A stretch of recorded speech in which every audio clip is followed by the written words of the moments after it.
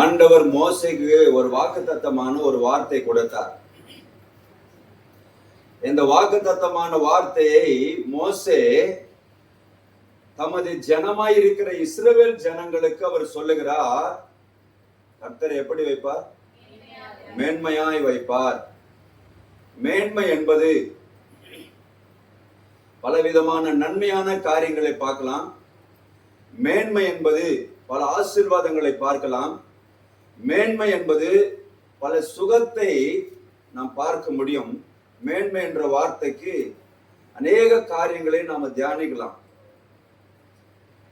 ஒரு மேன்மையான ஒரு காரியத்தை ஆண்டவர் நம்முடைய வாழ்க்கையில அவர் தருகிறார் என்று சொன்னால், அதை விட ஒரு பாக்கியசாலி இந்த உலகத்துல யாரும் இருக்கவே முடியாது.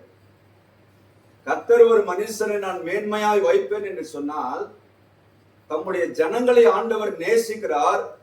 நேசிக்கிறது நிமித்தமாய் நான் உன்னை மேன்மையாய் வைப்பேன்.